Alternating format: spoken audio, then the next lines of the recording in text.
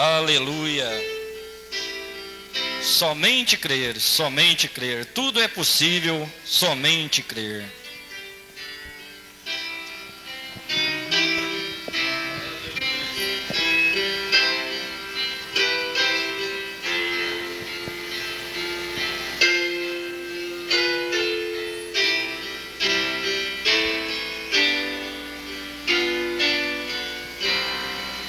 Amém? Deus abençoe. Vamos ficar de pé. A nossa leitura hoje é em São Marcos, capítulo 11, versículo 22 ao 26. São Marcos, capítulo 11. Nós vamos comentar um pouquinho sobre fé e amor. Amor e fé. O irmão Branham diz que a fé e o amor são parentes. Então nós vamos mexer com os dois parentes hoje e ver se nós temos fé, que muitas vezes é fácil dizer que tem fé e a gente tem que dar demonstração de algo que nós já temos. Marcos 11, verso 22. Se vocês quiserem ler comigo, vamos ler tudo juntos. E Jesus respondendo disse-lhes: tende fé em Deus, porque em verdade vos digo que qualquer que disser a este monte, ergue-te e lança-te no mar, e não duvidar em seu coração, mas crer que se fará aquilo que diz, tudo o que disser lhe será feito. Por isso vos digo que tudo o que pedirdes, orando, crede que o recebereis e tê-lo-eis. E quando estiverdes orando, perdoai, se tendes alguma coisa contra alguém, para que vosso Pai, que está nos céus, vos perdoe as vossas ofensas. Mas se vós não perdoardes, também vosso Pai, que está nos céus, vos não perdoará as vossas ofensas. Amém. Senhor, o momento em que vivemos, esta hora, é hora de estarmos preparados, porque tudo indica que vai acontecer alguma coisa. Todos os crentes estão crendo que haverá um arrebatamento. E nós estamos certos, Pai, que só através de um bom preparo, de uma mensagem precursora desta segunda vinda, deste arrebatamento que estamos aguardando, só ela pode nos preparar. Por isso nós pedimos ao Senhor, nesse instante, enquanto nós meditamos em Tua palavra, que o Senhor fale no profundo do nosso coração. As coisas conhecidas de todos nós aqui no tabernáculo são novas para o povo que nos ouve através do rádio. E é por isso, Pai, que estamos aqui para ajudar os nossos ouvintes, nossos irmãos que precisam alcançar esta fé. Limpa-nos de todo mal. A gente constantemente precisa chegar diante do Senhor e dizer: perdoa as minhas ofensas, perdoe os meus pecados, assim como eu tenho perdoado aqueles que me têm ofendido. Dê-me um coração sensível ao perdão.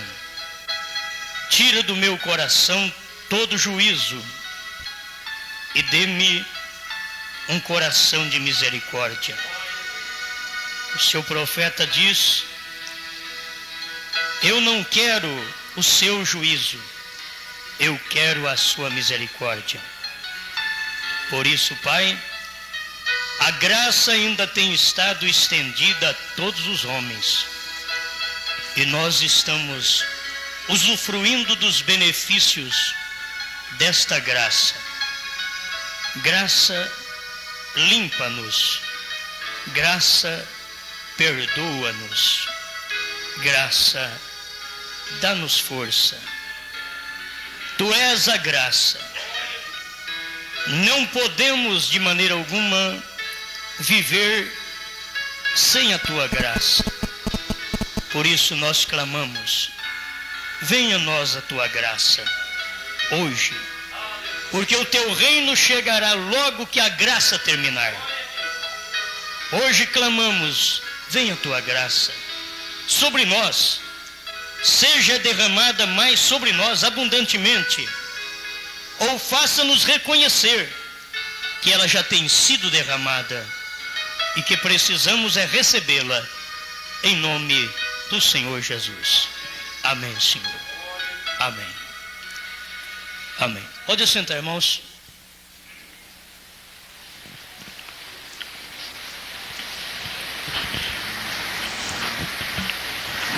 Fé é uma coisa muito importante, porque todos que viveram na antiguidade, eles viveram baseados em fé. Você sabe que Noé caminhou por fé. Ele não viu, mas ele creu. E por crer, ele acabou vendo o que ele creu. E sempre é assim. Abraão não via, mas cria. Um dia ele viu o que ele havia crido. E nós estamos vivendo do mesmo jeito. Nós não vemos o rapto, mas nós cremos. Nós não vemos novos céus e nova terra, mas nós cremos. E um dia nós veremos o que temos crido. Sem fé ninguém pode agradar a Deus. Hebreus 11, verso 6. Ora, sem fé é impossível agradar-lhe, porque é necessário que aquele que se aproxima de Deus creia que Ele existe e que é galardoador dos que o buscam. Ou se não crêssemos, nós não estaríamos aqui. Creio que, se eu perguntar para você, você crê que Deus existe? Até Satanás crê que Deus existe. Ele crê e estremece, mas ele não obedece. Eu não queria ser igual a Satanás, porque todo crente que crê e não obedece, ele é igual a Satanás. É pesado, mas é assim. Porque Satanás também crê que Deus existe. Só que ele não consegue obedecer de jeito nenhum. Mas se perguntar para ele se Deus existe, ele diz que existe. Ele encontrou com Deus e disse para Deus: para que vem nos atormentar? Ele sabe que existe um Deus. O ateu pode dizer não a Deus. Ele já é um nécio. Ele diz não a Deus. Mas até Satanás sabe que existe Deus. Então o ateu é pior que Satanás. Porque você sabe que Satanás faz gente ser pior do que ele. Assim como Deus, quando veio em carne, diz: aquele que crê em mim fará as obras que eu faço, e as farás maiores do que estas, porque vou para o Pai. Então o Filho faz quem crê fazer coisas maiores do que o próprio Cristo fez. O próprio Cristo faz quem crer nele fazer coisas maiores do que ele fez. E todo que crê em Satanás, porque quem diz que não tem Deus, crê em Satanás. Isso não adianta, porque só existe dois seres no mundo: é Deus e Satanás. Você veio de um ou do outro. Por isso não existe purgatório. O homem morre e fica sem Deus, ou ele morre com Deus. Então, quem dorme com Deus, ele ressuscitará com Deus. E quem morre sem Deus, ele não pode ressuscitar com Deus. Ele tem que ressuscitar sem Deus, para o julgamento final.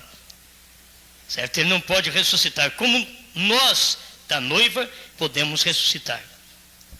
Porque nós dormimos com ele, e diz São Paulo que aqueles que em Cristo dormem, Deus os tornará a trazer consigo mesmo. Então nós vamos nos levantar com ele. A fé está baseada no perdão. Será que nós temos conseguido perdoar? Conseguimos perdoar? A fé está baseada no perdão. Então você vai sair daqui sabendo duas coisas ao mesmo tempo. Se você perdoa, você tem fé. Se você perdoa, você não tem fé e não tem perdão. Certo? Foi o que o próprio Cristo disse. E quando estiverdes orando, perdoai. Se estiver orando, tiver alguma coisa para perdoar e não perdoar, não adianta nem continuar a orar. Tem gente que ora a noite inteira e perdeu a noite inteira de oração, porque não tem condição de perdoar um segundo da falha de uma pessoa. Então, não adianta nada a oração. Tem gente que ora, mas não adianta. Quem não perdoa, não adianta orar. Está perdendo tempo em orar. Quando estiverdes orando, perdoai, se tendes alguma coisa contra alguém. Perdoai. Porque a maioria das vezes a gente pode pensar assim, que os outros têm alguma coisa contra a gente. Mas Jesus falou diferente. Porque é você que está orando. O que está orando é que tem que perdoar, se tem alguma coisa contra alguém. Para que o vosso Pai, que está nos céus, vos perdoe as vossas ofensas. Se parasse aqui, ele até não tinha dado tanta explicação, mas Cristo fez questão de explicar. Porque sem perdão não tem fé. E sem fé é impossível agradar a Deus. Mas se vós não perdoardes, também vosso Pai que está nos céus vos não perdoará as vossas ofensas. Pois ele ensinou na oração do Pai Nosso: perdoa as nossas dívidas, assim como nós perdoamos aos nossos devedores. Em outras palavras, se eu não perdoo os meus devedores, não perdoa também, Senhor, as minhas dívidas. A oração está clara. Então você não pode dirigir a Deus uma oração sem ter perdão no coração. E a pessoa pode ser a pior que existe. A gente ainda tem que perdoar. Porque você não era o melhor e Deus te perdoou. Nós éramos o pior que existe. Tirando por nações, sem Jafé e Cã, o gentio veio exatamente de Cã. E é a pior que existe. A nação pior que existe. O povo pior que existe. E é o povo pior que existe.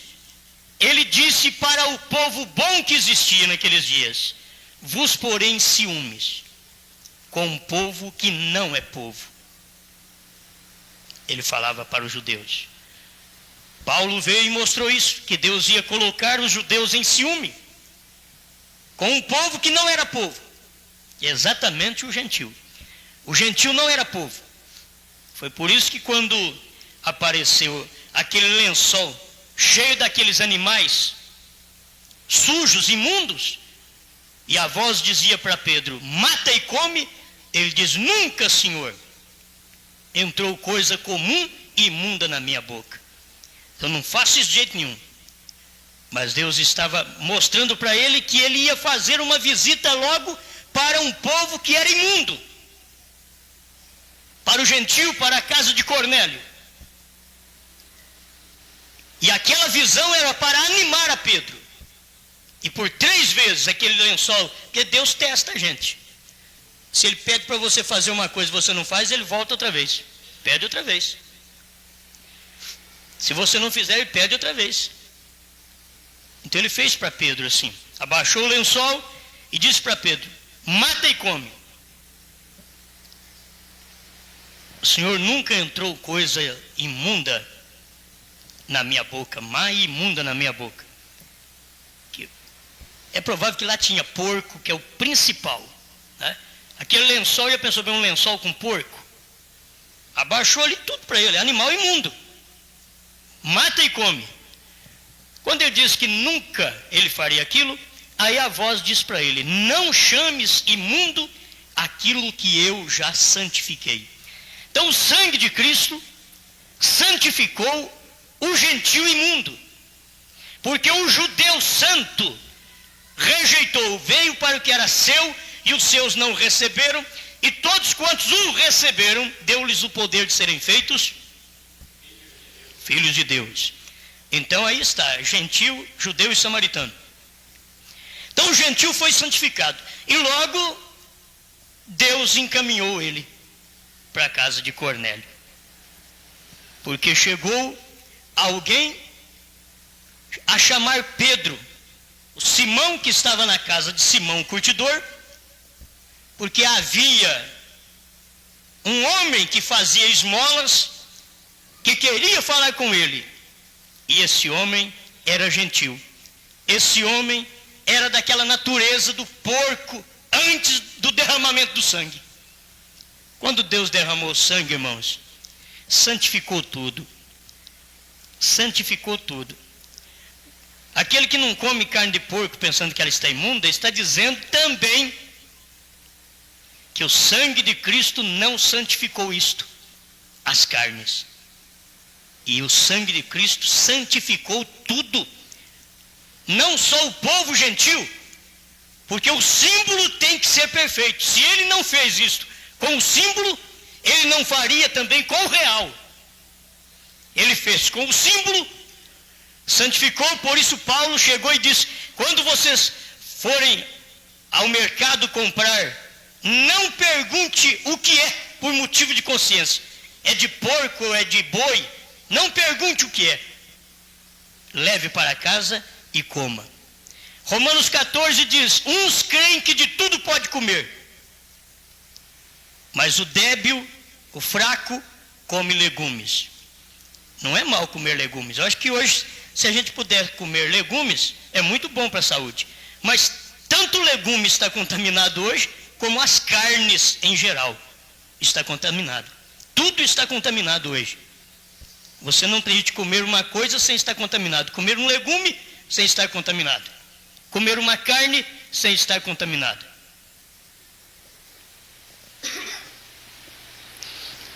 Então é hora da gente orar, como diz Paulo, porque a oração, pela oração da fé, tudo é santificado.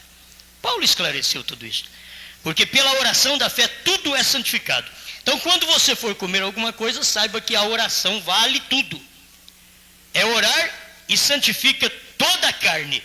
Santifica tudo o que você vai comer. O que não era santificado no Antigo Testamento, porque não havia um sangue perfeito derramado para santificar aquela carne. Não havia. Mas quando Deus, o próprio Deus, se fez Emanuel, se fez conosco, então o seu sangue vertido santificou o que não era santificado no Antigo Testamento. Amém? E até mesmo como no Antigo Testamento mostrava: santificado seja o teu sábado, no Novo Testamento vem e diz: santificado seja o teu nome. Porque está aqui, santificou tudo, tudo foi santificado. Aleluia. Então, quando você for comer, tem que fazer a oração. Já foi santificado, então já posso comer sem orar, porque já foi santificado. Não é assim também não. foi santificado, mas você precisa fazer a sua oração. Porque ele santificou em geral. E você, quando tomar aquilo para comer, Paulo diz: em tudo dai graças. Em tudo.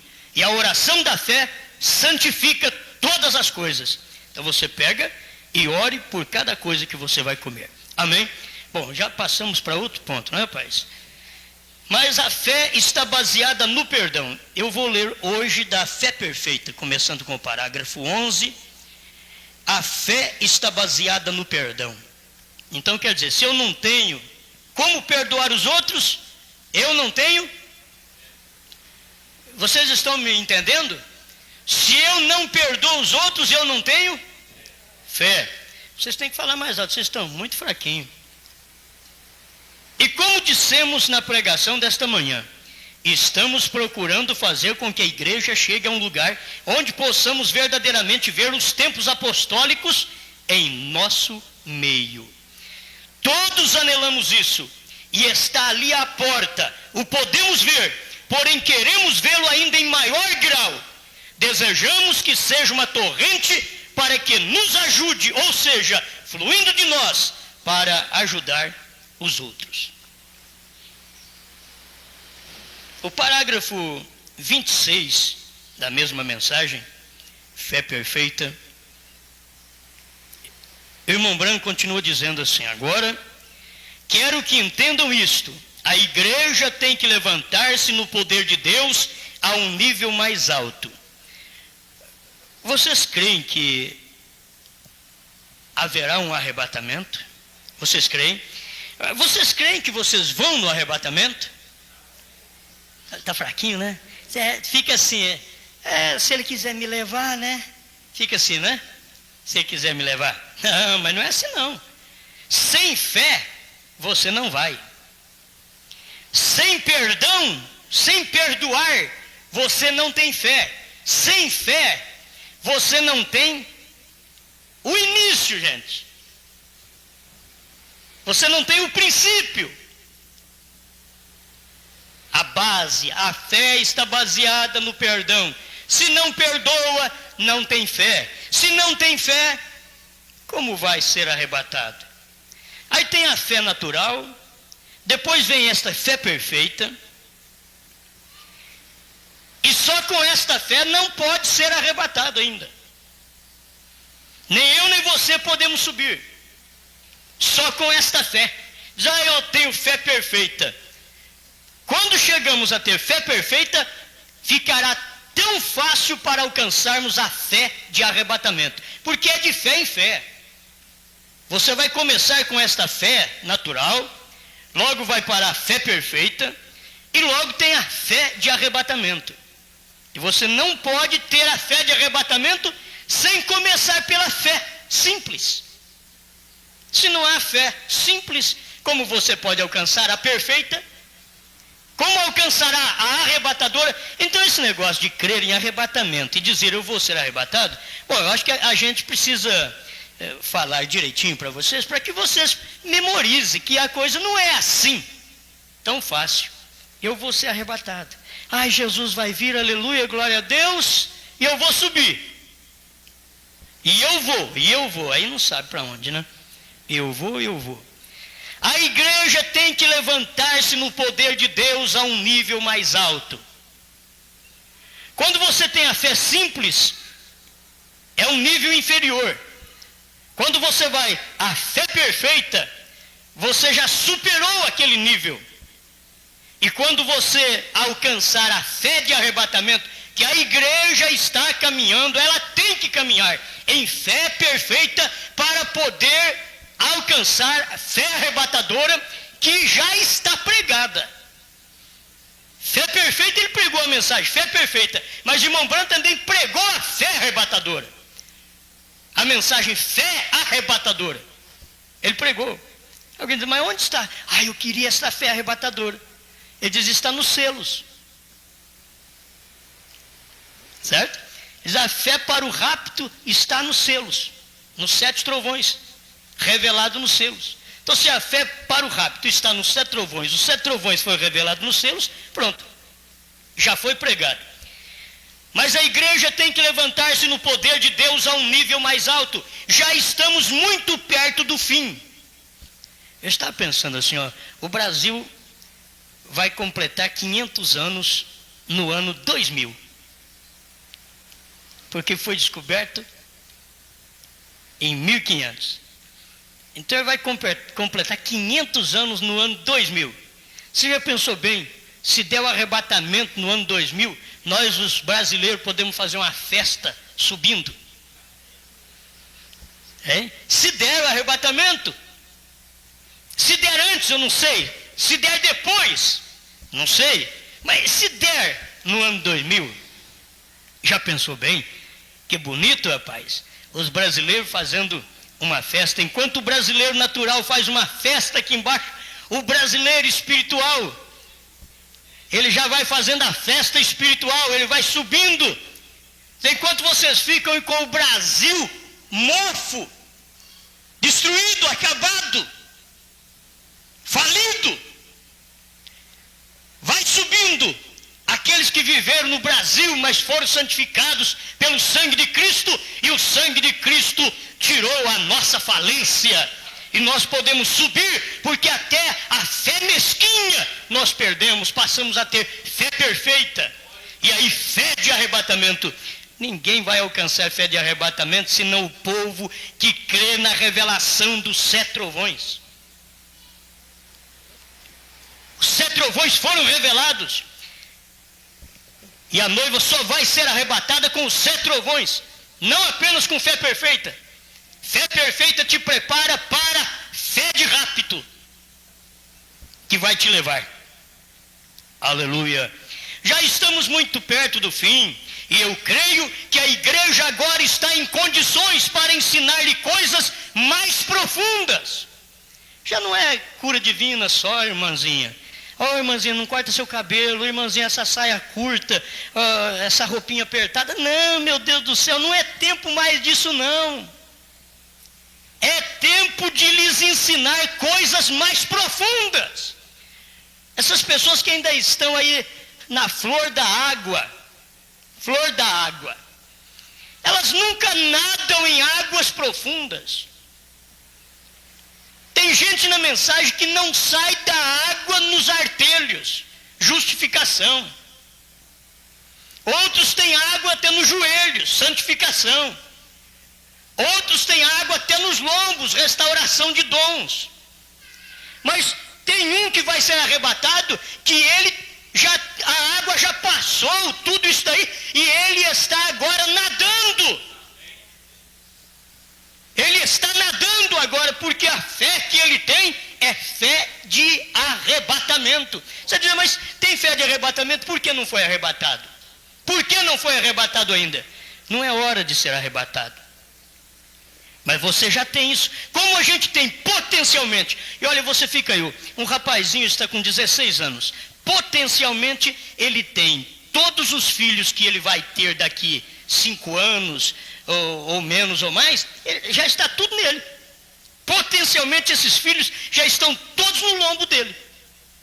Não está no lombo da moça, porque a semente é do macho. Está nos lombos dele, diz o profeta. Com seus 16 anos, ele já tem os filhos em seu lombo. Mas ele leva um tempo para poder aquilo manifestar. E é isto que a fé de rapto faz conosco.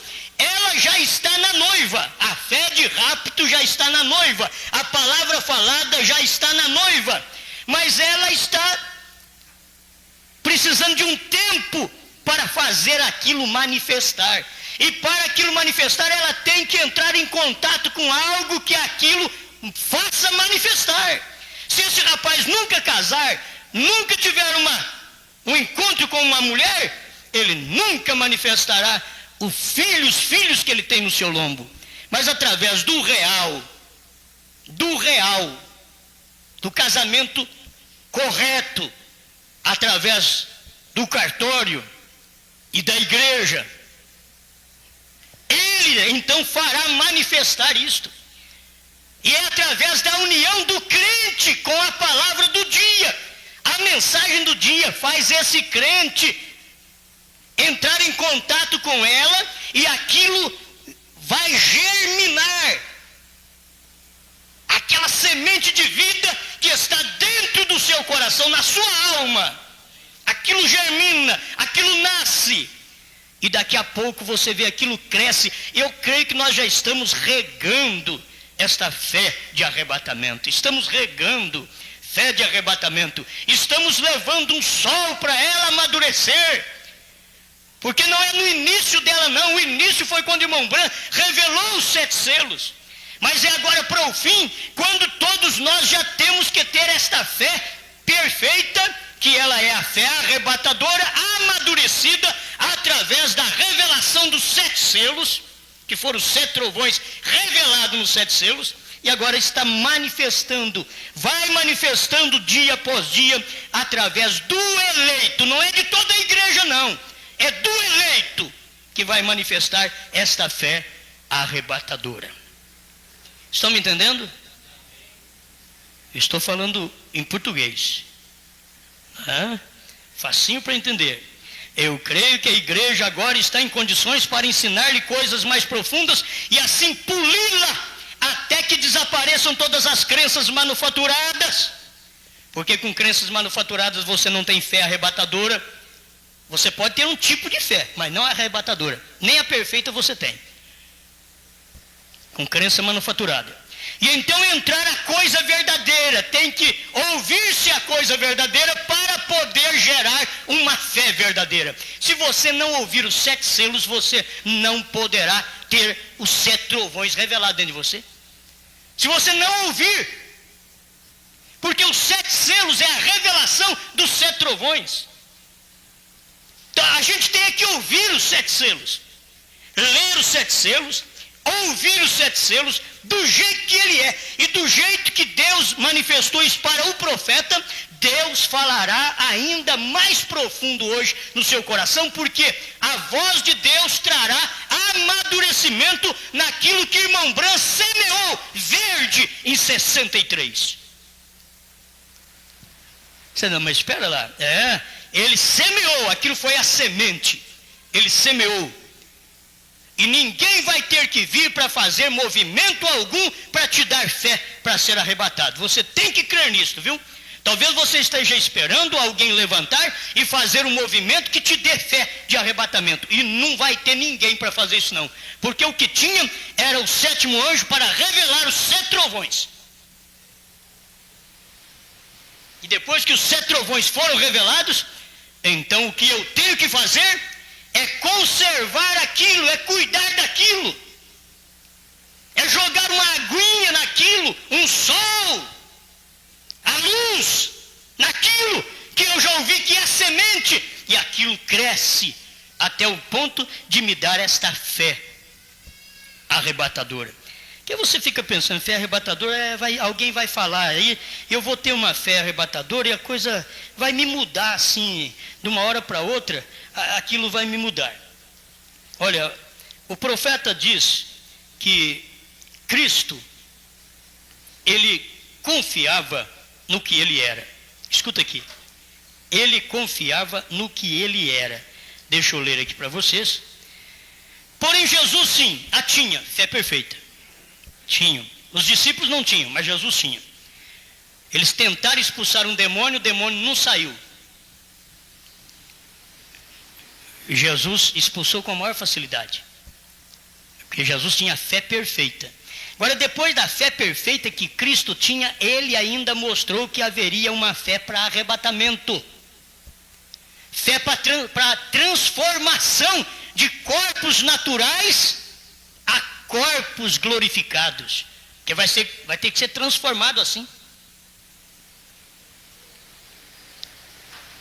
Jesus tinha, ele era a palavra e tinha fé em que sucederia o que ele dizia. Disse muito bem, traga-o cá, até quando vos tenho que sofrer? Ele tinha fé juntamente com seu poder. Por que foi assim? Ele disse, eu de mim mesmo não posso fazer nada. Por quê? É que ele confiou no que era, confiou em saber que ele era a palavra, e você tem que crer que você é a palavra do dia. Você vai ter que crer que você é Malaquias também hoje. Malaquias 4, você é Malaquias 4. Você é São João 14, 12. Você é São Lucas 17, 26 a 30. Você é Apocalipse 10, 7. E vai em sequência ainda com versículos, depois do verso 7. Você é Apocalipse 10. Ele cria no que ele era. Ele sabia que ele era a palavra e tinha fé em Deus. Quem também fez a ele a palavra. Ele foi Deus, a palavra. E a palavra estava nele e isto lhe deu fé porque ele entendeu sua posição. Por isso que o irmão Branham diz assim: quando a igreja reconhecer o que ela é, então dará o rapto. Quando a igreja reconhecer o que ela é, porque quando Cristo entendeu sua posição, ele falava e as coisas aconteciam, porque era a sua posição. E você tem que saber que tem a hora da sua posição. A igreja está enfrentando o momento de sua posição, seu posicionamento na palavra. E ela tem que posicionar-se ou não falará nunca a palavra. Só falará a palavra quem posicionar-se na palavra do dia, do jeito que ela é.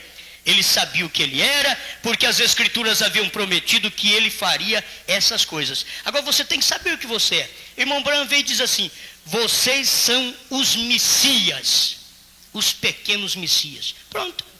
Aí você só fica dizendo: eu sou um desgraçado, uma desgraçada. Só fica martirizando. Nunca diz: eu sou ungido da hora, tem a unção de Deus para o momento. E essa unção, irmãos, é para arrebatamento. Agora não é para fazer muitos sinais, não. Não fica esperando muitos sinais, que o próprio irmão Branham diz nas 70 semanas de Daniel. Ele diz: olha, vocês estão esperando grandes sinais entre os gentios? Não acontecerá. Isto acontecerá agora entre os judeus. Entre os gentios era o 7º anjo que vinha fazer os grandes sinais. Você ainda está esperando alguém que vai vir para fazer grandes sinais? Já veio. E você não soube. Então, todas as escrituras se entrelaçam para provar que ele era exatamente o que as escrituras prometiam. E ele sabia quem era. Agora eu vou ter uma pergunta: você sabe quem você é? Aí você diz: eu sei que eu sou um pecador. Todo mundo vai: eu só sei que eu sou um pecador. Ninguém diz assim: eu sou um salvo, eu sou um remido, eu sou um possuidor de todo o poder de Deus no céu e na terra, porque ele me deu esse poder, como deu para os apóstolos, porque ele deu poder para quem crê nele. Então ele confiava no que Deus havia feito dele. Agora, se assim foi com ele, não podemos nós confiar no que Deus tem feito de nós. Ou seja, crentes, esses sinais seguirão a todo aquele que crê. Ele tinha fé no que era. E se você é crente, você terá fé no que você é.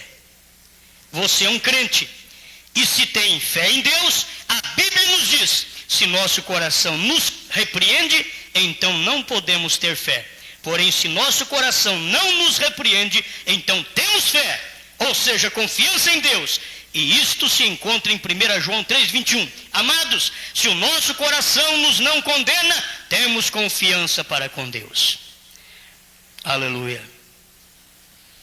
Você sabe que não tem coisa melhor para o crente quando o coração dele não o condena? Agora espera lá. Porque tem gente que peca e o coração não condena. Quer dizer, a mulher está usando mini saia e o coração não condena. Ela está usando uma roupa apertada que mostra todo o seu corpo, mas o coração não condena. Ela corta o cabelo, mas o coração não condena. O homem cobiça mulheres, mas o coração dele também não condena. Diz: não, a gente tem que fazer esse carrapicho assim mesmo. Então, quer dizer, o coração não condena. Mas se você, como um filho e uma filha de Deus, tiver um olhar duvidoso, será o suficiente para você angustiar a sua alma e pedir misericórdia e pedir perdão a Deus. Entende? Outros vivem em adultério e o coração não condena. O coração não condena. E você vai fazer o quê? Aí o profeta diz que elas dizem assim: a minha consciência não me acusa. A irmã Brandt diz naquela mensagem: o Deus desta era maligna, ela tem tanta consciência quanto cobras têm perna. Você já viu cobra ter perna? Mas elas dizem: a minha consciência não acusa. Oh, meu Deus do céu! O homem precisa viver a um grau superior também nisso daí. Porque se o homem é mais forte que a mulher é parte fraca. A Bíblia nunca diz que o homem é fraco. A Bíblia diz que a mulher é fraca. Se a mulher é fraca, é porque o homem é forte. Se o homem é forte, ele tem que posicionar, ele tem que saber sua posição de homem. Ele tem que saber sua posição, que ele é um vencedor, porque Cristo é o vencedor. E você tem que ver isso. A igreja é mulher. E mulher precisa de ser redimida. A mulher precisa de misericórdia. Na verdade, se olhar para o lado do homem também, no natural, ele carece de perdão, ele carece de misericórdia, mas ele foi feito homem, forte, para que pudesse então estar em uma posição superior, tão superior que a mulher o reverencia. A mulher não pode reverenciar uma coisa abaixo dela. Para a mulher reverenciar, ela tem que reverenciar alguém acima dela. Alguém mais alto que ela. Isso não é na estatura, não. Alguém mais alto que ela. A igreja, para reverenciar, ela não reverencia alguém abaixo dela. A igreja reverencia alguém acima dela, porque Deus é o cabeça da igreja e ela reverencia esse cabeça. Agora, por que não reconhecer o seu lugar, a sua posição? Porém, porquanto você está fazendo as coisas que não convém, não pode ter confiança em Deus. Você automaticamente sabe que está errado. Aí vai fazer uma oração e o coração acusa: você está errado. Está errado, então tem que pedir perdão primeiro, acertar. Se pecou contra o marido ou contra a mulher, tem que ir lá neles e confessar, pedir-lhes perdão, para depois orar a Deus. Do contrário, não vai alcançar coisa alguma. Não vai, ninguém estará preparado para arrebatamento sem que primeiro tenha condição de confessar suas faltas.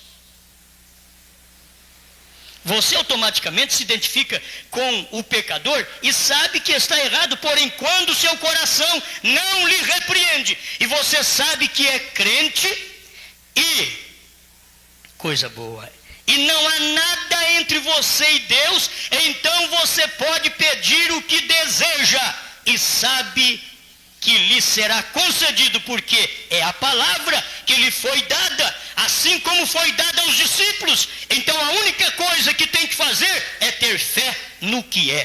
Tenha fé no que a palavra diz que você é. Você é um cristão. Você é uma cristã. Tenha fé no que você é. Parágrafo 52.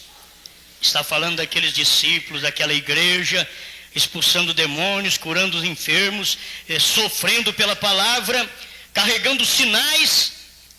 Irmão Brandt diz assim: ó irmão, pode você comparar ao cristão de hoje com aqueles cristãos da antiguidade? Cristão de hoje com os cristãos da antiguidade? Pode comparar?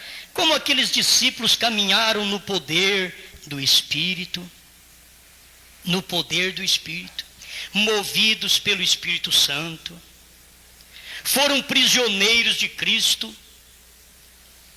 Como pregamos há pouco, prisioneiros da palavra, da vontade de Deus, não podiam nem se mover enquanto Deus não os movia. Ficava esperando em Deus, ficava esperando, até que Deus falava para eles: ande, faça. Hoje nós avançamos sem autorização, presumimos. Não lhes agrada ver uma igreja como essa, como a igreja primitiva. Irmão Brandt diz: assim vai suceder, tem que vir, e eu creio que já está em marcha, porque começou com o ministério dele. Essa igreja da última era, ela começou com esse ministério, ela vai chegar lá. Eu creio nisto. Eu creio nisso. Nem todos da igreja vão chegar, mas os cristãos que vão ser arrebatados, eles vão chegar a esta altura. Eles vão chegar. E quanto mais alto você está em Deus, mais você vê a coisa pecaminosa. O problema das pessoas não ver que o que está fazendo é pecado é porque elas estão muito baixas. Irmão Branham diz, quanto mais alto você está em Deus, mais a coisa se vê pecaminosa. Aí você olha e vê tudo ao seu lado e diz, aquilo ali é pecado, aquilo é pecado. Mas se você se mistura com o pecado, você não sabe que é pecado, porque você misturou com ele. Você tem que estar acima do pecado para poder saber que aquilo é pecado. Mas se você veste igual a pecadora, como saber que aquilo é pecado? Se usa uma roupa sensual, como saber que é pecado? Ela está vivendo igual às mulheres do mundo? Quantas mulheres e crentes, mesmo nossa, existia no tempo do profeta, irmãzinhas que estavam mostrando os joelhos, e irmão Branham diz, ô irmã, se você souber uma coisa melhor, você vem e me explique, eu já tenho pregado mais duro que eu saiba. E elas ainda cortam o cabelo e usam esse tipo de roupa. Quer dizer, você pode pregar o quanto for, e nós estamos chegando ao momento final, viu? Estamos chegando ao momento final, que aquele que é sujo vai sujar ainda mais, e aquele que é limpo, ele vai fazer de tudo para limpar mais ainda. Mas quem já está misturado com o pecado, eles vão cada dia mais sujar mais e não vão perceber que estão sujos. E não vamos pregar para o povo de fora não, viu? É para o povo de dentro, porque arrebatamento não dará lá nas denominações, arrebatamento não dará no mundo, arrebatamento dará para um grupo que foi chamado e escolhido através da mensagem de um profeta. E depois desse grupo, Deus tirará uma parte, duas vai ficar, e Ele vai tirar uma parte e vai arrebatar uma parte destas. Então você diz, então não adianta nada eu começar. Você tem que ter uma fé no seu coração que diz, eu sou um dos que vai subir, eu sou um dos tais, amém? Aleluia. Agora a questão é reconhecer a posição, parágrafo 66, é questão de reconhecer nossa posição na Escritura como crente. Tem que cada um reconhecer sua posição como Ele, Cristo, reconheceu a sua posição, amém? Agora, quando o coração não há condenação, parágrafo 69. Agora você tem que crer que receberá o que pede. Se é crente, então reconheça sua posição como crente. Reconheça que estas coisas são para você. Se há condenação em sua vida, acerte isso primeiro. Se há condenação em sua vida, acerte isso primeiro. Muitas vezes a gente quer receber algo, tem condenação na vida e não tem coragem de acertar. Ou acerta e torna a sujar novamente. Acerte isso primeiro. Agora é um pedacinho meio pesado, mas os meus ouvintes também vão entender agora. Vão entender, é a parte de confissão. Parágrafo 71. Um certo homem orou por você, porém aqui está seu problema. Vá e acerte isso. Vá e confesse esse pecado a seu marido ou a sua esposa. Vá e faça isto. Porque as pessoas têm aprendido através das denominações, o homem adulterou, ele pede perdão a Deus, a mulher adulterou, pede perdão a Deus, mas a coisa está errada. Deus não pode te perdoar enquanto você não pedir perdão ao seu marido ou à sua mulher primeiro. Você tem que pedir perdão a eles primeiro. De nada lhe servirá a oração enquanto não acertar a coisa. E a oração da pessoa é a mais emocional. E é emocional. Porque aí todo mundo começa a perceber, nossa, o irmão olha como ele está orando, olha como a irmã está orando. E muitas vezes, aquela oração é para cobrir a falha, o pecado não confessado. E assim os outros olhar para ele e para ela e dizer, mas como ora, como é consagrada, como é consagrado. Mas tem o pecado na tenda de Acã. O pecado está lá. E você não pode receber perdão sem confissão. Você tem que confessar primeiro. E você tem que confessar para quem você deve. Se a mulher pecou contra o marido, se ela adulterou, ela tem que pedir perdão para o marido, não é para Deus. O corpo dela, a Bíblia diz que é do marido. E o corpo do marido é da mulher. Certo? Então cada um que pecar tem que pedir perdão primeiro ao cônjuge, depois pedir perdão a Deus. Aí o sangue de Jesus Cristo, seu Filho, vem e nos purifica de todo o pecado. Se isso não acontece, você pode orar o quanto você quiser. Não vou contar o caso daquela irmã que você conhece, né? Em seu coração há condenação e Deus não entrará a tal coração, porque está condenado, o coração está condenado, como Deus entra nesse coração que tem pecado lá dentro dele. Deus não mora em tal. Tem hora que, mas Deus está em mim. Ele está em mim sim. Ó, vamos ver se está ou não está. Deus está em mim. Mas espera, se o pecado está aí, tira o pecado primeiro. Deus não entra no coração que tem pecado. Deus já deixou os processos de justificação e santificação para que Ele pudesse entrar depois em nós. Deus não vem direto com o batismo do Espírito Santo e entra no indivíduo. Primeiro Ele manda a justificação para pegar o indivíduo do galinheiro, da sujeira, do pecado, da sarjeta e trazê-lo ao arrependimento, batizá-lo, lavá-lo, justificá-lo. Aí depois, Deus pega e diz, agora você para um pouquinho aí, porque tem um período de limpeza dessas palavras obscenas que você fala. Eu não vou nem citá-las aqui agora, que ainda tem crente que eu já escutei falar. De palavras obscenas que ainda falam e que deveria limpar esse mau hábito de falar palavras que não devem ser ditas por cristãos. Você deve saber o que é. Será impossível que não sabe o que é, e a gente precisa esmiuçar tudo assim? Mas você deve saber o que é que ofende ao Espírito Santo. Você deveria saber o que ofende o Espírito Santo. Mas se o filho desobedece o pai, ele não sabe o que ofende o Espírito Santo?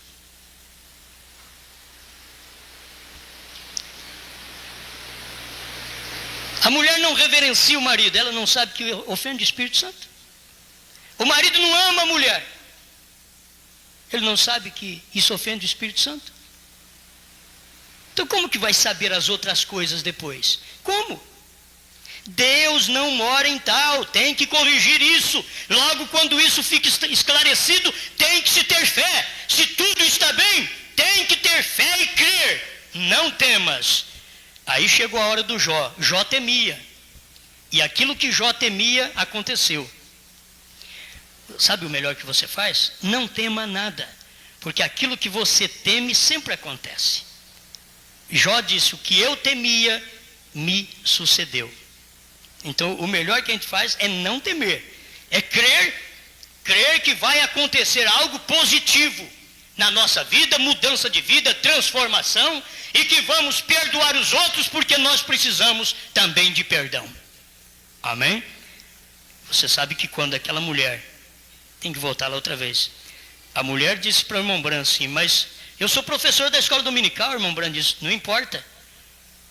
Você deve essa confissão a seu marido. Fazia, me parece, 18 anos que ela havia errado. E o marido não sabia. Ela disse, mas eu sou professor de escola dominical. Isso não atrapalhava ela dar aula.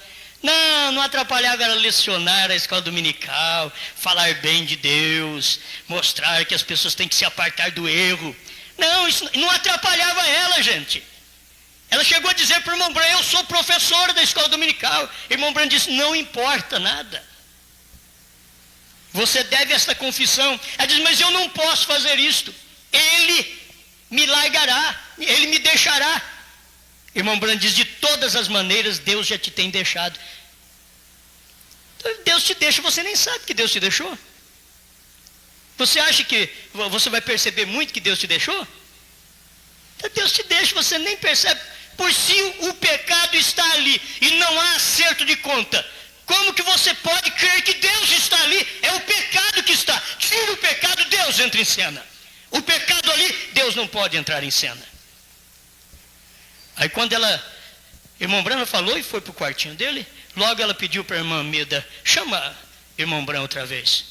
Irmão Bran, eu não posso falar isso para ele, Olha, de todas as maneiras, você tem que sentir condenada no seu coração. Mas eu não posso falar isso. Daqui a pouco, irmão Bram viu numa visão o marido dela com outra mulher.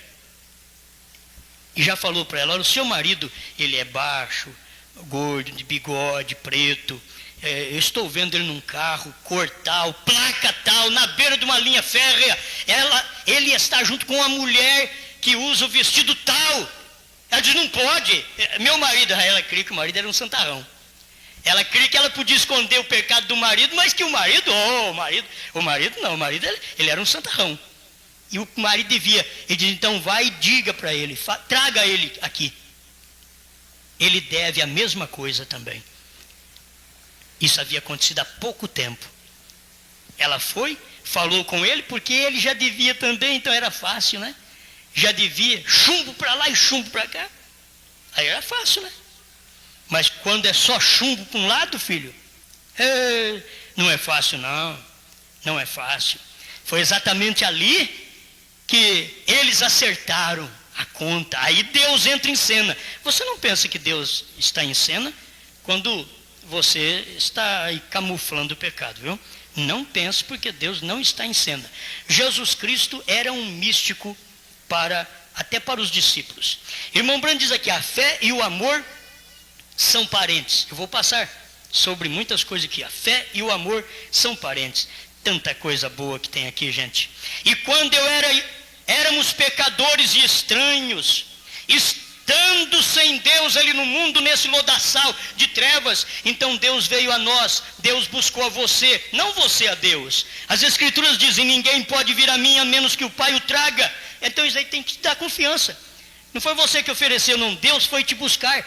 Deus fez você escutar um programa. Deus fez você ler um livro. E você chegou a esse conhecimento. Então foi Deus, não foi você não. Você tem que crer na sua eleição. Ninguém pode vir a mim a menos que o Pai o traga. Deus desceu ao lodaçal onde você se encontrava, lhe buscou e lhe tirou. Isso deveria produzir um amor perfeito. Olha o que você era antes e o que agora é. Quem fez essa mudança? Alguém lhe amou. Não pode você então ter fé no que ele tem prometido? O amor real e genuíno produzirá confiança em sua palavra.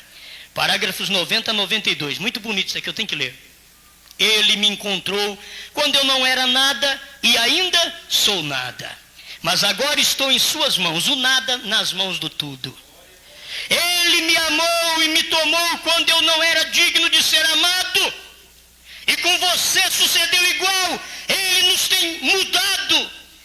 É como disse a irmã de cor quando estava testificando: não sou o que devo ser, nem tampouco o que quero ser, mas a verdade é que não sou o que antes era. Ela sabia que havia vindo de alguma parte, algo havia sucedido e assim é. Você tem visto mudança em você? Tem? Parece que não, né? Você tem visto mudança em você? Se quando eu era estranho a Deus, me amou de tal maneira que desceu a buscar-me, levantar-me, então isso me dá confiança de que Ele me quer usar. Olha, Ele te pegou lá no lodo, você agora veio para Deus, você pecou.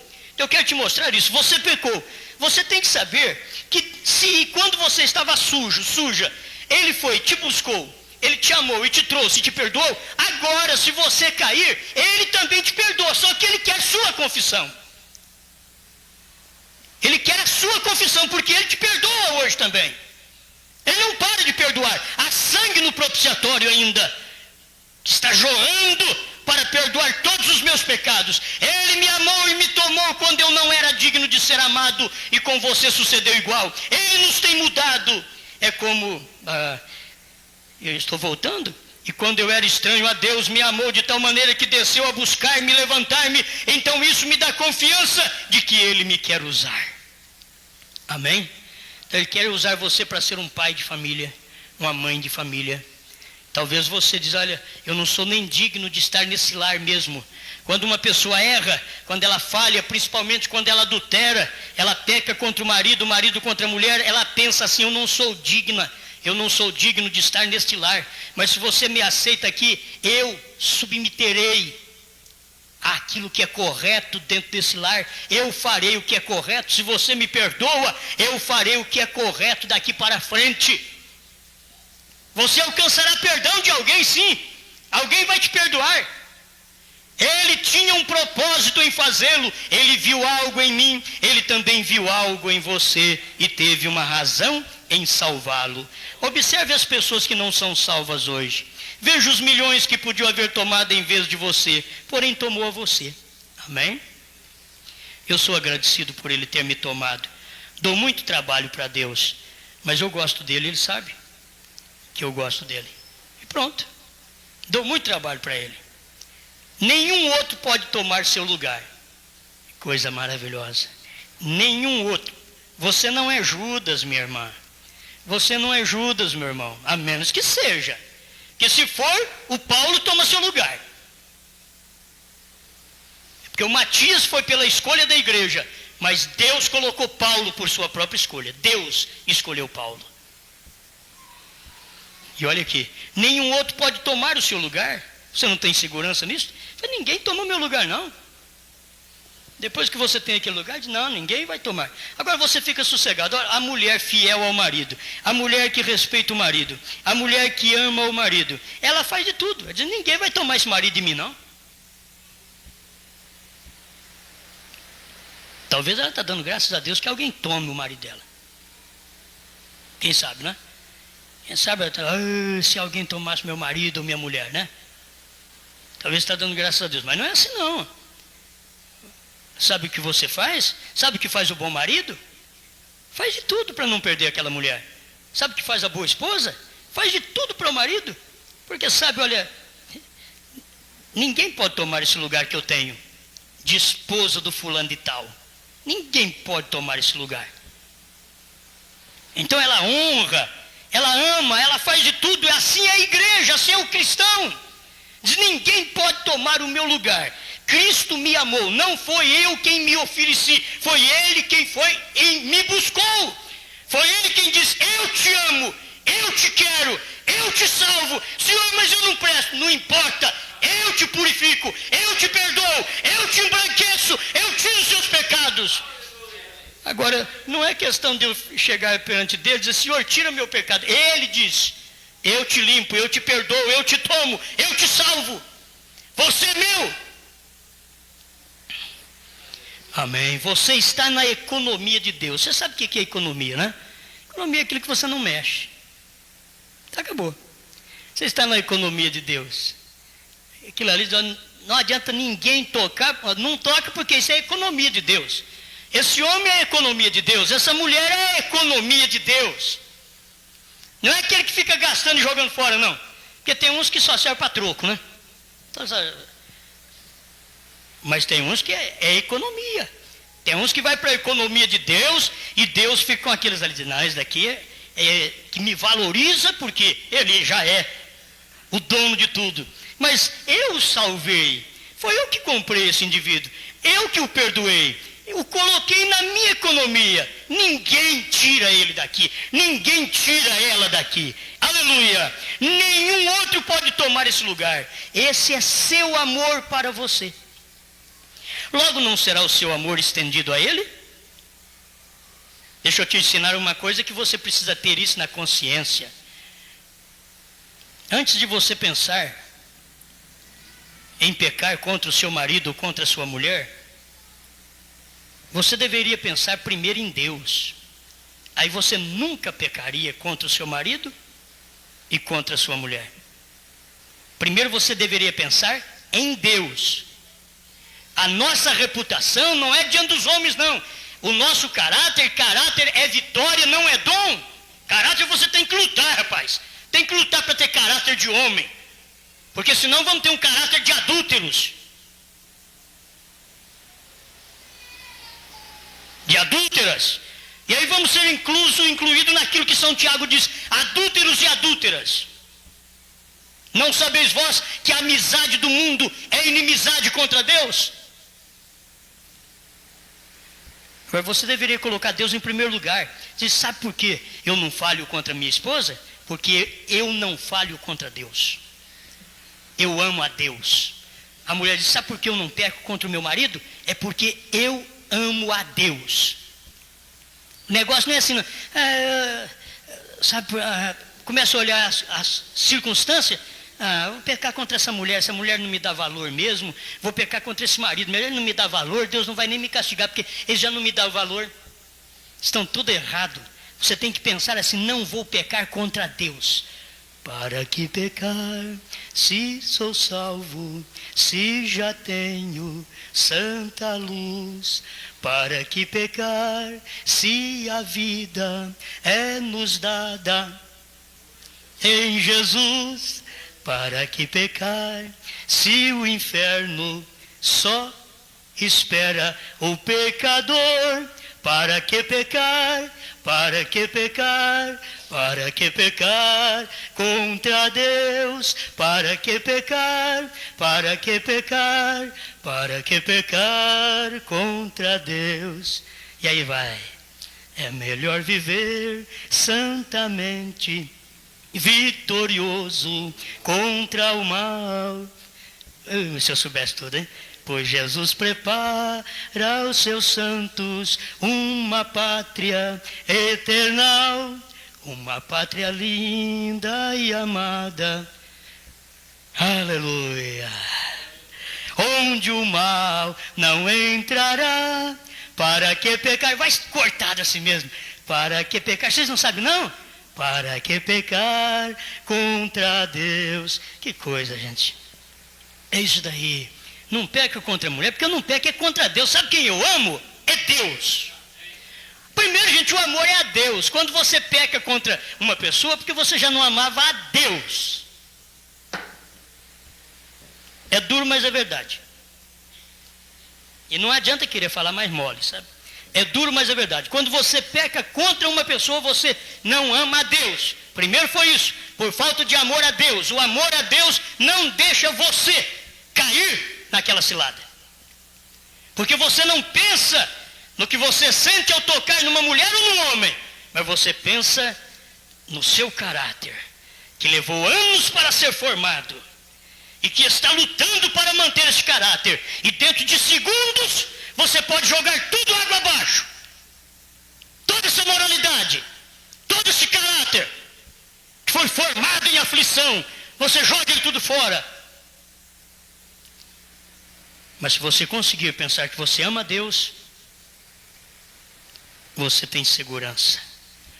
Você vive uma vida abençoada. Esse é seu amor para você. Logo não será o seu amor estendido a Ele? Ali então existe uma amizade. Não importa qual seja a situação, todas as circunstâncias são governadas por esse amor. Agora eu tenho que falar de amor, não adianta, é fé e amor. Todas as circunstâncias são governadas por este amor, o qual produz fé, porque Deus ama você, e você ama a Deus, se ama um ao outro, e isso produz a fé. Bem, e é impossível que não produza exatamente o que Deus prometeu. Aí, tem a pergunta: como vou provar que o amo ou a amo? Então a fé perfeita é pura, tão pura como o amor. Porque se você diz ama e suja, adultera, então isso não é o amor. Isso daí é uma perversão. Porque aí é um adultério. Amor não é adultério. Amor é amor. Quando você perverte o ato, então é um adultério. O amor, que é o ato correto, praticado com a pessoa correta, então aquilo ali é o amor e traz fé. Mas quando você perverte aquilo, é adultério e mostra a sua ignorância, a sua falta de respeito para com seu Criador. É pesado, não, irmãos? Mas Deus nos ajude a manter uma vida santa. Amém? Você quer isso? Quer isso? Deus sabe que nós não falamos isso para pesar para ninguém. É pesado, na verdade, porque a coisa é pesada mesmo. O que nós vamos fazer? A verdade sempre é pesada e a verdade sempre dói. o qual produz fé porque Deus ama você. Então a fé perfeita é pura, tão pura como o amor. Agora, quando você ama a um indivíduo, como vocês que amam seus maridos, ou os homens amam as suas esposas, não há necessidade de que alguém lhe diga, você não a ama, porque a ama e você sabe que assim é. Vamos ver como é que ama? Agora, se eu lhe perguntasse, como você pode provar que a ama? Como que é? Alguém diz assim, é dando um beijo nela, dando um beijo nele. Isso é Judas Iscariote. Eles pensam, a prova do amor, para namorados hoje, a prova do amor é um beijo, não é? Vocês que estão namorando, que vai namorar, o que vocês acham? Vocês tomam cuidado. Isso é Judas Iscariote, hein? Vocês tomam cuidado. Não é isso que é amor. Olha aqui. Como você pode provar que a ama? Ai, meu Deus do céu. Como pode provar que a ama? Há muitos costumes. Meu bem, meu amor, meu querido, minha querida, minha fofinha, meu fofinho. Não é assim? Isso prova que a ama? Não, isso daí é costume, gente. Isso é costume. Isso fala até com raiva. Ô fofo, vem cá, trem.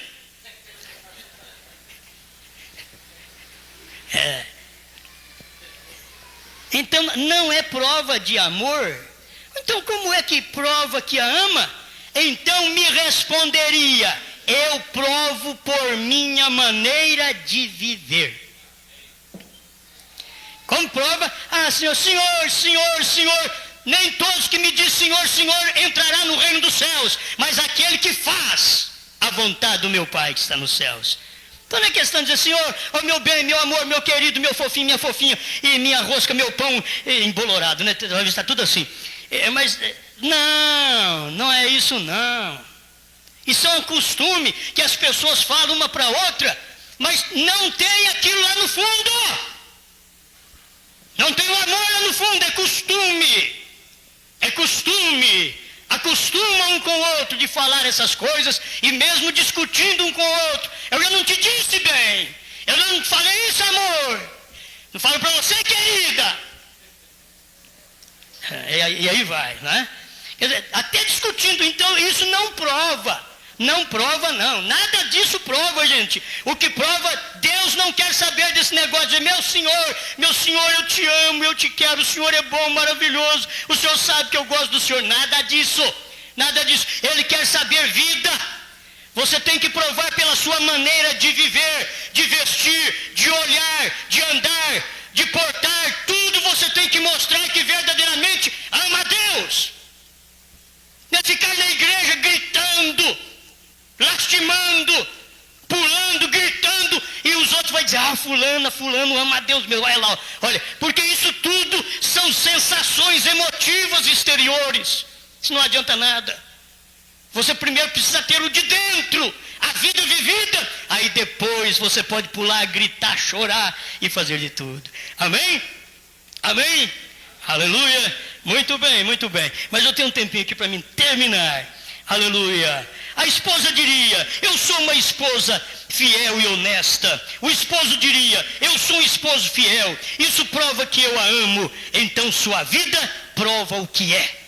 Sua vida prova o que você é. É igual com o cristianismo. Tem fé e confiança um no outro. E são puros. É algo real. E ainda que não o possa mostrar a outra pessoa, você sabe que a tem e suas ações a provam.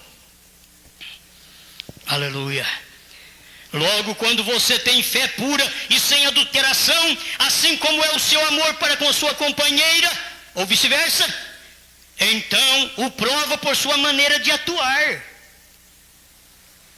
Já não se queixará porque sabe que está concluído e segue adiante. Não importa como apareça ou que os outros digam, você já sabe o que tem sucedido. Você sabe que está concluído, assim como sabe que ama seu marido. Então a fé e o amor têm que caminhar juntos, porque são parentes. O amor produz a fé. Amém. Aleluia. Bom, eu tenho que terminar. Um cristão tem direito a todas as bênçãos. Então me dê tudo que que me pertence. Dê-me, Senhor, tudo que me pertence. Aí o diabo entra no meio e diz: sai, Satanás, tudo o que é de Deus é meu. Tudo o que é de Deus é meu. Tudo o que ele diz, tudo o que o crente diz, Deus honra. Porque tudo o que Cristo dizia, Deus honrava. E agora você tem que ver que é a mesma coisa. Quando Deus vem morar em você, cumpre o que você fala. Quando ele vem morar em você, aí ele estava em Josué não precisou orar, não precisou fazer jejum, Josué só deu uma olhada e disse: eu preciso de vencer essa batalha, e é agora. Sol, para-te, lua, detente no vale de Ajalon. E a coisa parou tudo, e a espada comeu aquilo ali, e foi, matou o inimigo. Ele venceu porque Deus estava nele. Por que é que você vence? Por quê? Porque Deus está em você. Porque Deus está na igreja. A igreja vence. Aí o irmão Brandt diz aqui: somos como Messias. Parágrafo 110, 111, não vou ler. Somos como Messias. Agora nós chegamos a ser ungidos com o mesmo Espírito. Aleluia. Oh meu Deus. Deixa eu encerrar. Você sabe, a fé, o que fez a fé, um dia, irmão Brandt estava numa campanha, e logo, enquanto tocava aquele hino, grande curador está perto, Jesus, divino Jesus, ele diz assim: nunca poderei esquecer a ocasião quando estivemos na cidade de Fort Wayne, Indiana, e aquela jovem menonita estava tocando esse hino naquela noite, quando aquele menininho foi curado, e ela saltou, e o Espírito Santo caiu sobre ela, e o seu cabelo ruivo, muito longo, caiu sobre seus ombros, e o piano não deixou de tocar nenhuma só nota. Aleluia! O Espírito Santo sabe tocar, irmãos, muito melhor do que o irmão Marcinho, que minha esposa, muito melhor. Você não sabe nada perto do Espírito Santo. Aleluia! E nós estamos precisando deixar o Espírito Santo tocar hinos na nossa vida, hinos de vitória, hinos de poder. Tem muita gente que só canta hinos: estou vencido, estou derrotado, estou acabado. Tem muita gente que só canta esse tipo de hino, mas deixa o Espírito Santo cantar dentro de você. Você verá ele cantar: eu sou vencedor, nós venceremos juntos, porque nós estamos unidos. Aleluia! Então, foi o mesmo hino: o grande curador agora está perto. Jesus, tão bondoso, o poder sobrenatural moveu as teclas do piano e continuaram tocando. O grande curador está perto. Você já pensou bem? Você numa reunião dessa? O grande curador está perto. O piano tocando e a moça fora do piano. O piano tocando sozinho. Oh meu Deus. Parágrafo 135 para encerrar. Fé perfeita de rapto. Essa é a terceira puxada, né? Terceira etapa. Tomando este ato de fé e regressando ao começo para subir a fé a um nível onde nunca o havia visto antes. E não é somente qualquer fé, mas a fé perfeita num coração perfeito. Porque o vinho novo tem que colocar em odres novos. Fé perfeita tem que colocar em gente perfeita. E você diz: então não tem ninguém. Tem, porque Cristo não morreu em vão. Ele morreu para aperfeiçoar um povo, para ele mesmo entrar e viver sua vida nesse povo.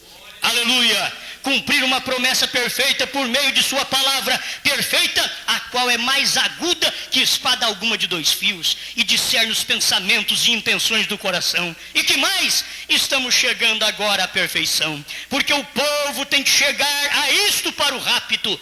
Isso é o que está detendo agora mesmo, esperando que a igreja chegue à fé perfeita de rapto. Eu a estou buscando, e para mim significa muito sacudimento, e igual para você, porém juntos chegaremos pela graça de Deus. Amém? Você está buscando? Vamos ficar de pé? E sabe quando ele pregou isso? Depois que ele pregou os selos, 25 de agosto de 1963, fé perfeita.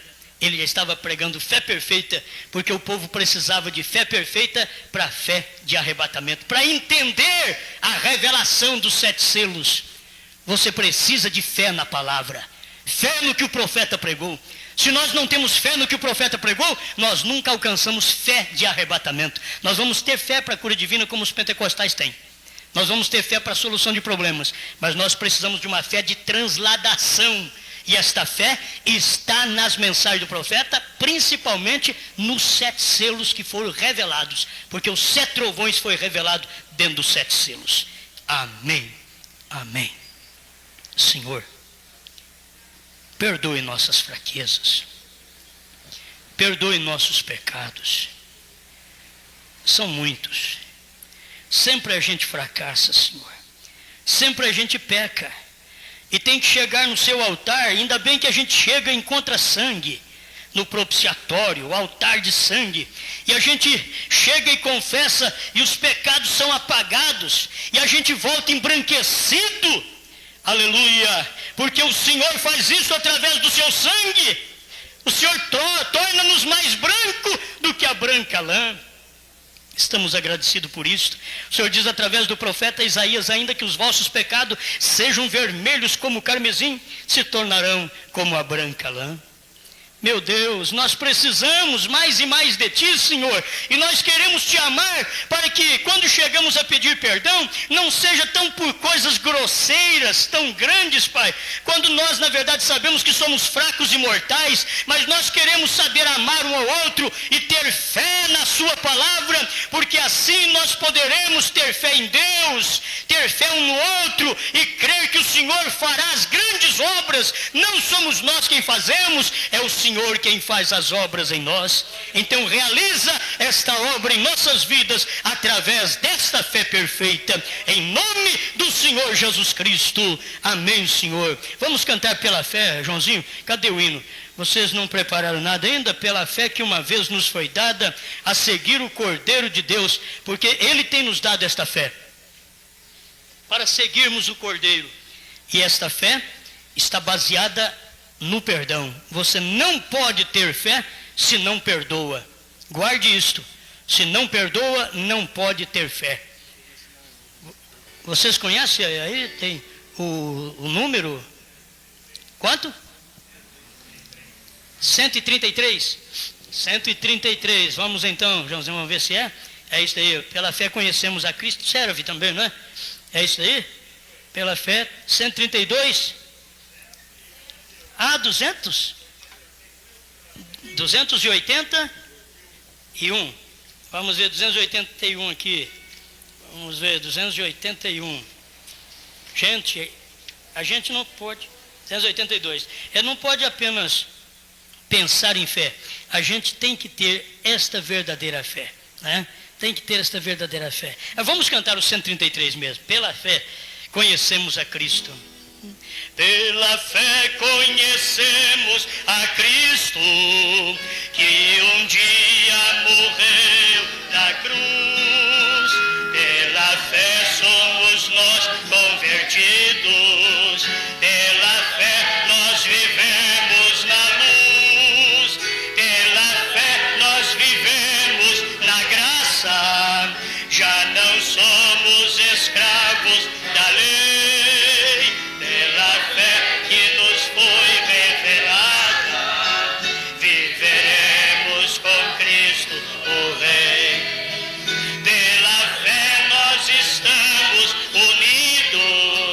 Concentrados num só ideal, pela fé somos nós redimidos, já saímos do vil lodaçal, pela fé a vitória é certa, quando Cristo vier nos buscar, pela fé o porvir nos espera, a coroa Jesus nos dará.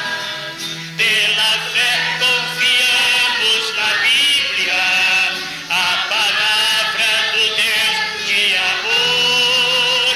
Pela fé desfrutamos a vida em Jesus, nosso bom Redentor.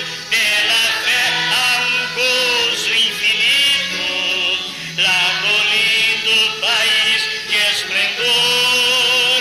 Pela fé nós firmamos na rocha, que é o nosso amado Senhor. Amém. Aleluia. Glória a Deus. Feche os seus olhos. Vamos orar.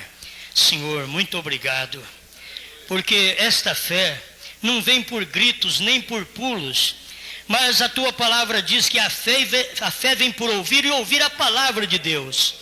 E o Senhor revelou mistérios neste dia final, que estava em sua palavra, e esses mistérios foram revelados nos 7 selos. E o seu profeta diz: a fé para o rapto está nos 7 trovões.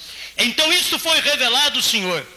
Faça isto conhecido a nós, em vida vivida, cada dia, Pai. Cada dia que falarmos, que orarmos, que vivermos, que cantarmos, que viermos à Tua casa, que formos ao trabalho, fala conosco através desta revelação e dá-nos esta fé arrebatadora, em nome do Senhor Jesus Cristo.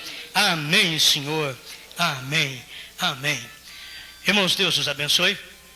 Amanhã, pastor Joel Nintes vai estar conosco, se Deus quiser. Amanhã, 6h30.